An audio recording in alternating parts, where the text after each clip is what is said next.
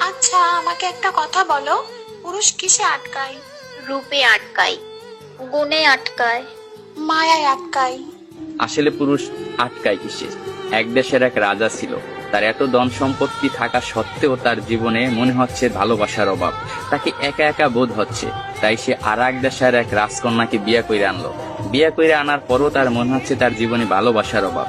সে আরো একটা বিয়ে করলো, কিন্তু তারপরও তার মনে হচ্ছে জীবনে ভালোবাসার অভাব। ভালোবাসার অভাব মিটাতে যাইয়ে একটা না, দুইটা না, তিনটা না, সে 9টা দেশের রাজকন্যাকে বিয়ে করলো। তার এখন 9টা বউ।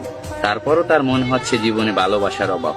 এট লাস্ট সে তার প্রধান দাসীর প্রেমে পড়ে গেছে। 9টা বউ থাকা সত্ত্বেও রাজা যখন দাসীর প্রেমে পড়ে গেল, এটা সমাজ মায়া নিল না। তার বউরা তো একেবারেই নিল না।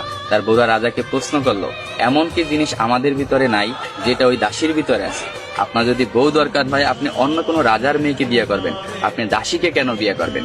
তখন রাজা বলল, 9টা বউ থাকা সত্ত্বে আমি রাজা হইয়া দাসীর কেন প্রেমে পড়লাম, এটা শুধু আমি তোমাকে না, পুরো বিশ্বকে দেখাবো। এটার জন্য আমি কালকে বড় একটা অনুষ্ঠানের আয়োজন করা হবো। ওই অনুষ্ঠানে আমি প্রমাণ করাই দেব আমি রাজা হইয়া কেন দাসীর প্রেমে পড়লাম। পরের দিনকে একটা বড় অনুষ্ঠানের আয়োজন করা হলো। ওই অনুষ্ঠানে 10টা থালা ছিল। 10টা থালা 10 রকমের সম্পদ দিয়ে ভরপুর ছিল। কোনোটায় টাকা, কোনোটায় সোনা, রূপা, হীরা, মুক্তা ইত্যাদি ইত্যাদি দিয়ে 10টা থালা ভরপুর করা হয়েছে। 10টা থালা ভরপুর করার পর রাজা সবাইকে বলল, এই 10টা থালায় 10 রকমের সম্পদ আছে। আমার 9 জন বউ এবং আমি যাকে ভালোবাসি আমার দাসী, এই টোটাল 10 জন, যে যে থালাটা ধরতে পারবে সেই থালার সম্পদ তার। এই কথা শোনার সাথে সাথে তার যে 9টা বউ ছিল দৌড়াইয়া যাইয়া এক একজনে এক একটা থালা ধরলো, কিন্তু তার যে দাসী সে দাঁড়াই ছিল, সে কোনো প্রকার থালা ধরলো না।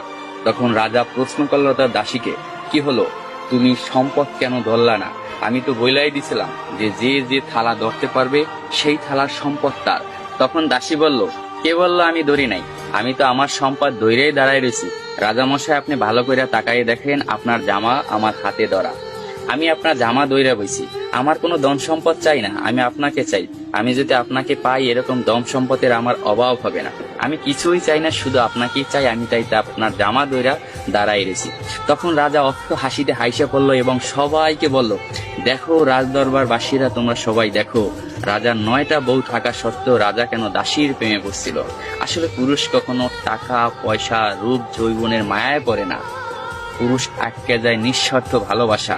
পুরুষ তাই নিঃস্বার্থ ভালোবাসা। পুরুষকে যে নিঃস্বার্থ ভালোবাসবে, পুরুষ তারই হবে, শুধুই তার।